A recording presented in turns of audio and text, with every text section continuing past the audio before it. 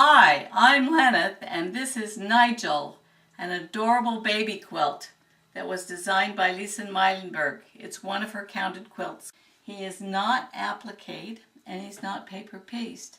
He is sewn together in strips.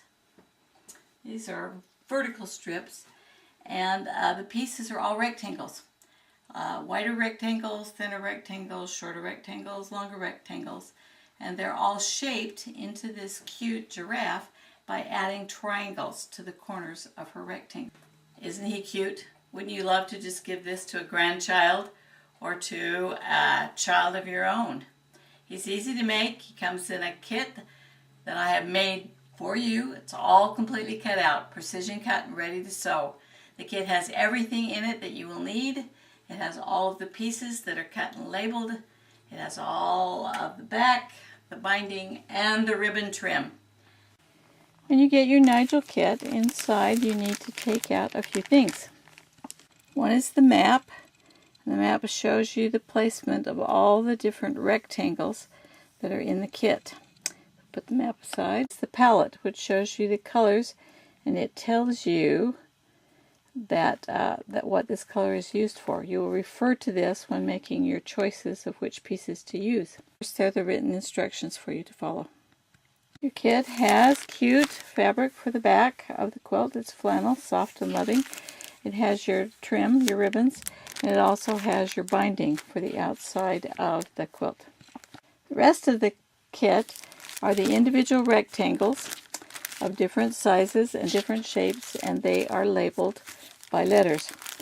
Take them out and put them in alphabetical order so you can find the piece that you're looking for easily. As you look at this map, you'll see that the quilt is put together in strips, and the strips are labeled with rectangular pieces. The rectangular pieces are shaped by triangles.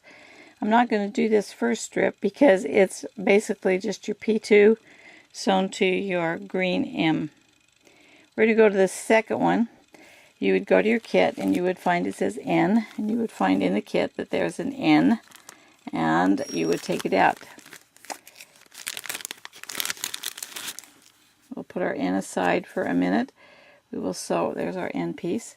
We will sew our N to an M. Now you go to your M packet, and there is not just a single piece. This M packet has several colors in it. So you have to look again at the map, and you say, I'm looking for the yellow that is the giraffe. So we're going to go in here and take out our yellow pieces.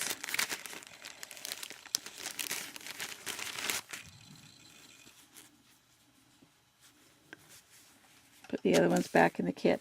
Okay, there are two yellow pieces. So which piece do I want to use? Let's go back and look at the map again.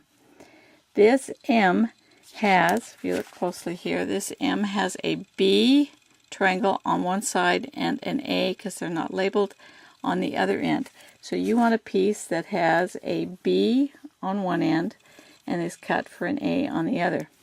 The other piece is not cut, so it goes back in the packet. Okay, if we turn it over, you will see that there is a B triangle goes here and an A triangle goes here. So we're going to go to our triangle packet. We're going to find our A. There's our B triangle packet.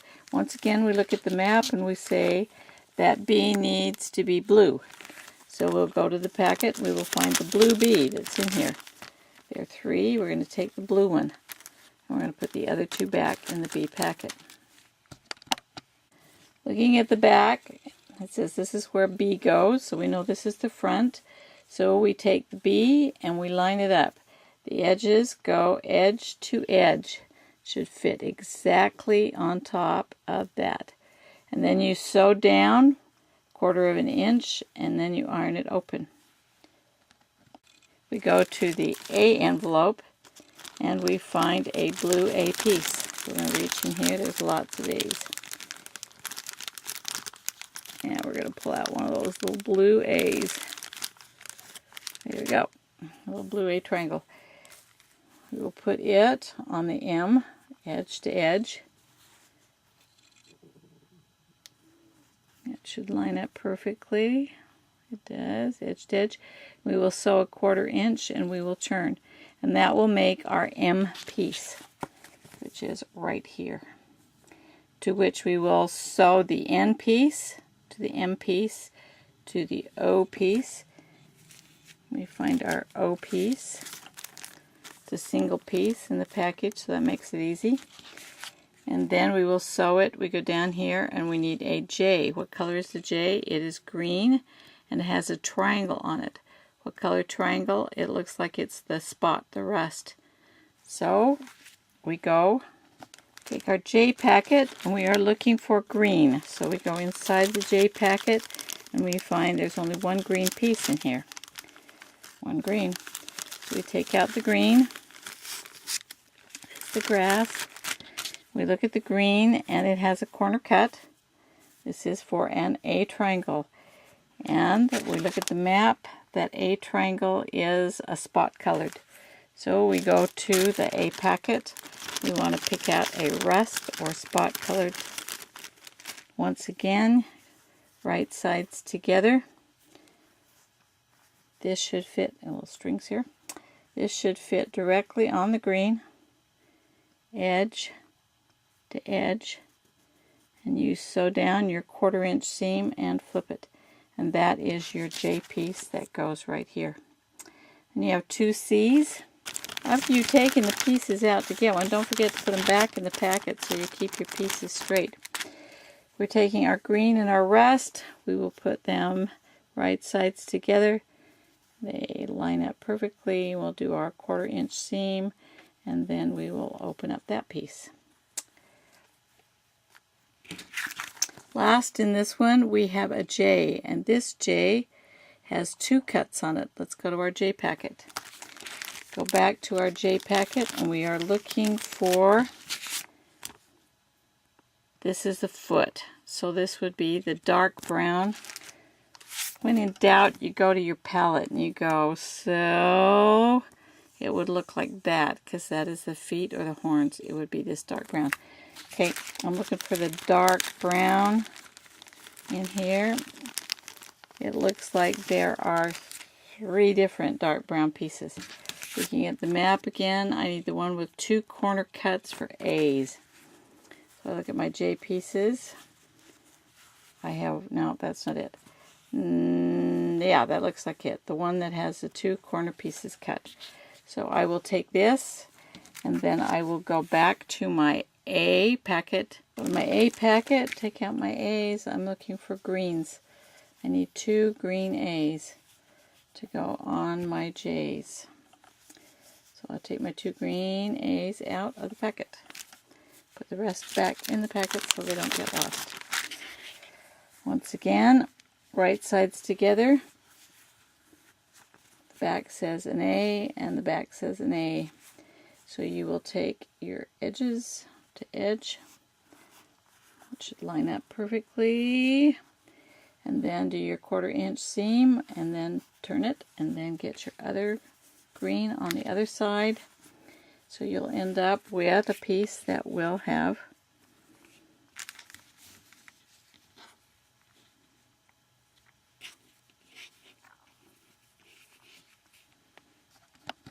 a piece that has makes a square that has the 2 green.